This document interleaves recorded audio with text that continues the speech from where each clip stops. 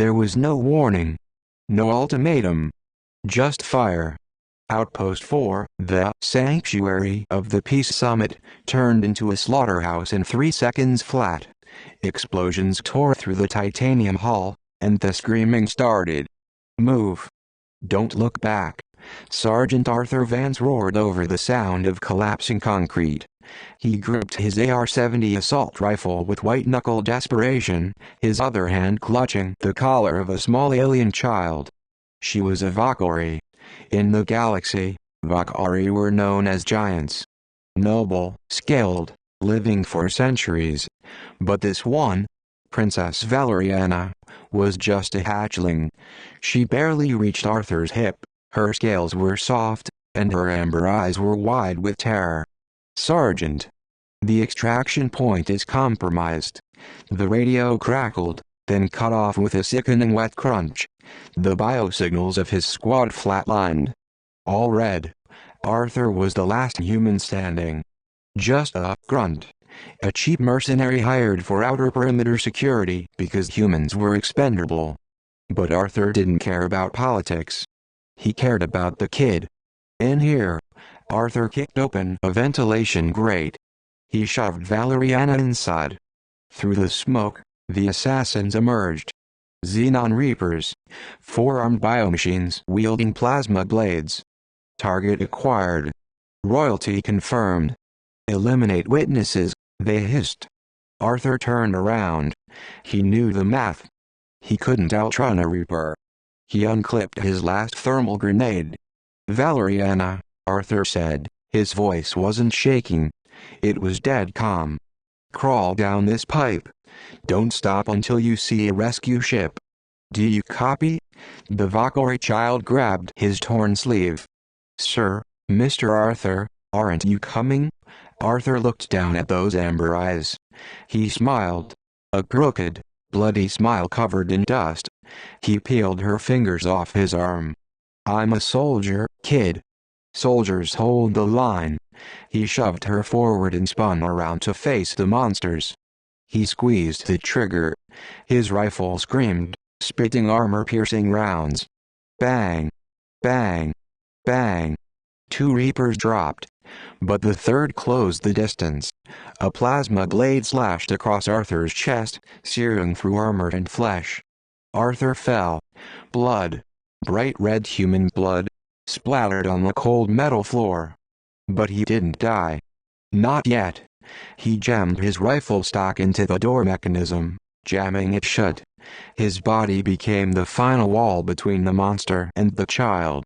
With his last ounce of strength, he triggered the emergency bulkhead seals, burying himself and the assassins in tons of rubble. Darkness took him. Dragging his broken body, he found the damaged medical cryopod in the debris. It was his only chance to stop the bleeding. He crawled inside. The glass lid hissed shut. "Warning. Power critical. Life support failing. Initiating deep freeze protocol." The cold hit him like a hammer. His last thought wasn't of pain.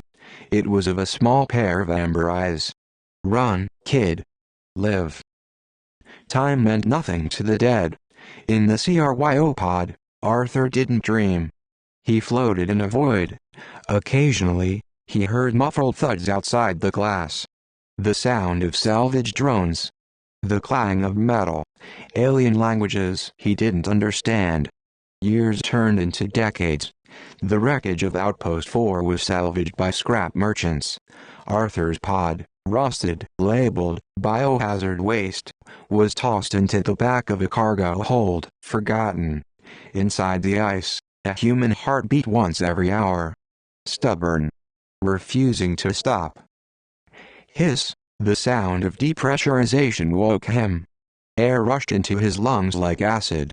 Arthur coughed violently, his body convulsing as the revival chemicals shocked his heart. Heart rate stabilizing. Subject, human. Status, malnourished, severe scarring. Era, unknown. A robotic voice. Arthur opened his eyes. Blinding white light. He tried to move, but his muscles felt like old wood. "Where am I?" Arthur rasped. His voice sounded like sandpaper on gravel. Vision clearing, he realized he was on a high-tech operating table. Surrounding him were Valkyrie. But they weren't the Valkyrie he knew. Their armor was sleek, glowing with power. They were taller, majestic, and they were looking at him with pure disgust. "It's awake," a Valkyrie scientist in white robes said, tapping a datapad. "Interesting specimen. An ancient human. Found in a junk pile in the Asteria Belt.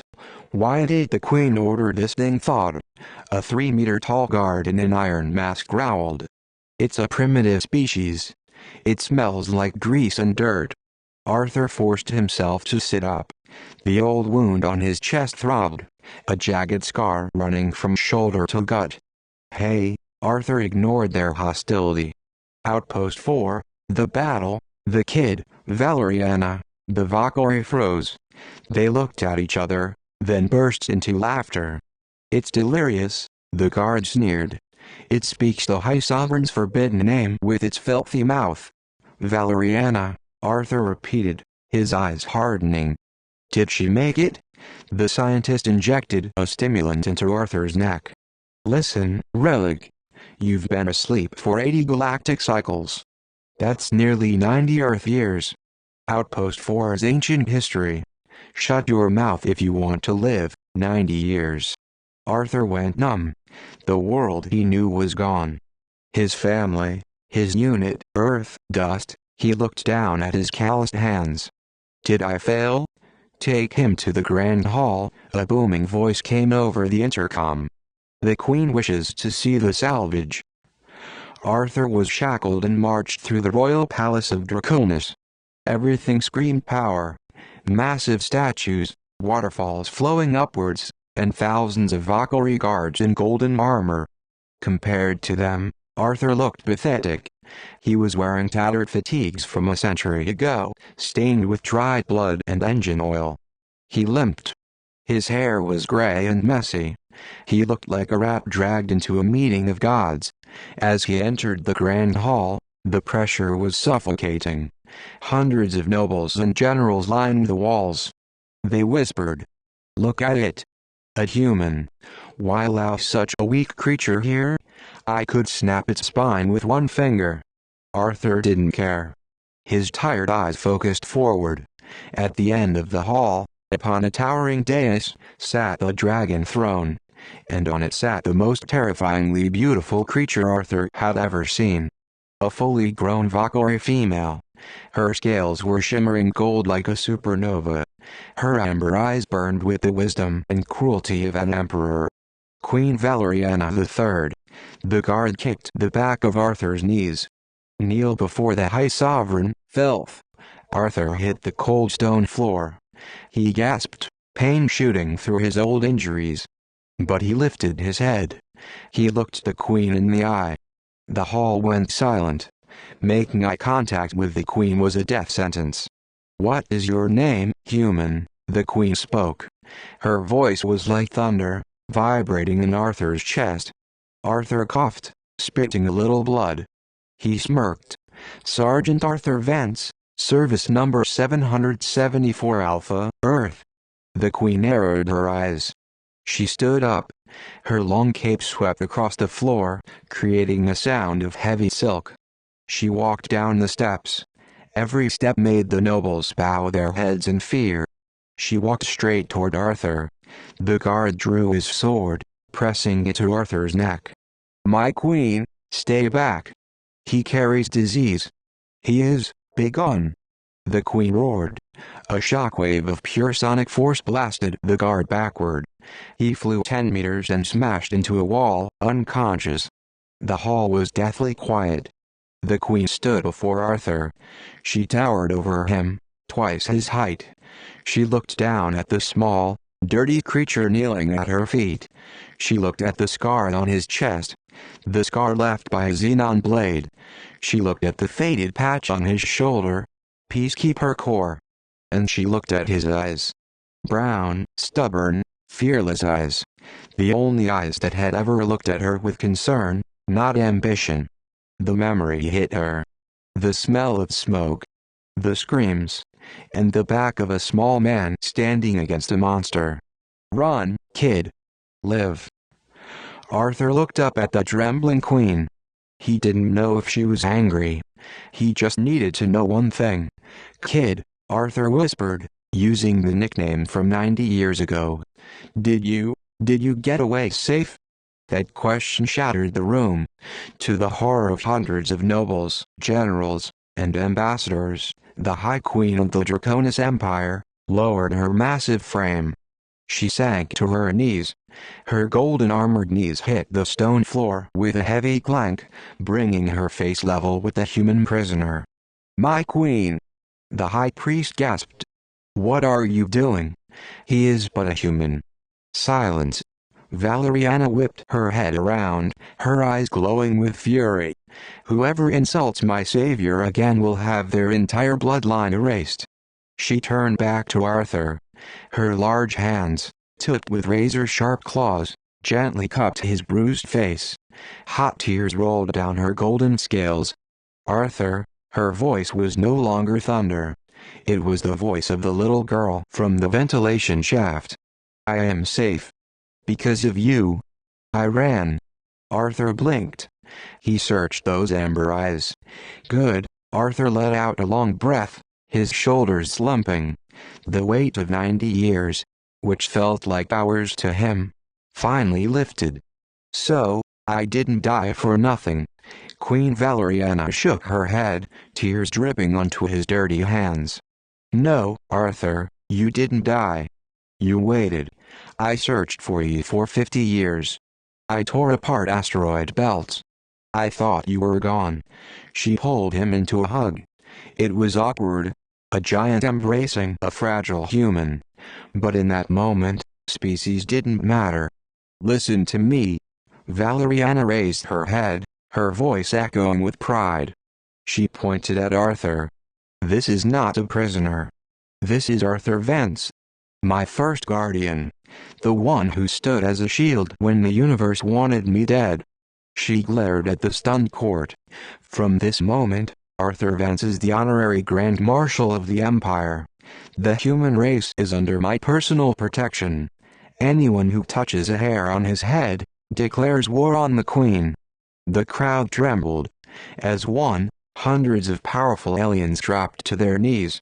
The sound of armor hitting the floor rippled through the hall like a wave. "Glory to Marshal Arthur. Glory to the Queen." 1 month later, Arthur stood on the palace balcony, overlooking the neon lights of the capital. The night wind ruffled his gray hair. He wore a new uniform, classic Earth style, but woven from royal nanofiber. He held a glass of star whiskey. It burned going down. "What are you thinking about?" Heavy, but careful footsteps approached. Valeriana joined him. She had removed her heavy armor, wearing simple silk robes. She sat down next to him on the floor, so they could be at eye level. Arthur smiled. "I'm thinking, 90 years is a long nap. I missed a lot. How is humanity?" "They are fine," Valeriana said, pouring herself a massive goblet of wine. "Noisy. Chaotic. But stubborn. My empire signed a protection treaty with Earth 40 years ago. Because I knew it was your home." Arthur nodded, a silent gratitude filling his chest. "Arthur," Valeriana hesitated. "You can rest now. I have a private paradise planet for you. You don't have to carry a gun anymore." Arthur looked at his whiskey. Then he looked at the fresh pistol holstered at his hip. "My queen, I mean, Valeriana. I slept for 90 years. I'm done resting." He turned to her, the sharp glint returning to his eyes. The eyes of an old wolf. "There are still people who want to assassinate you, right?" Valeriana chuckled sadly. "The crown always has enemies." Arthur patted his gun. "Then I can't retire. To me, you're still that crying kid in the vent. And my rule is simple. If I start a job, I finish it." Valeriana looked at the small man. She felt safer with him than with her entire royal guard. They fought for pay or fear. He fought for a promise. She raised her glass. "Very well, my guardian. A toast. A toast." Arthur clinked his tiny glass against hers. "To the survivors." The sound rang out clear and true, echoing into the vast, starry night.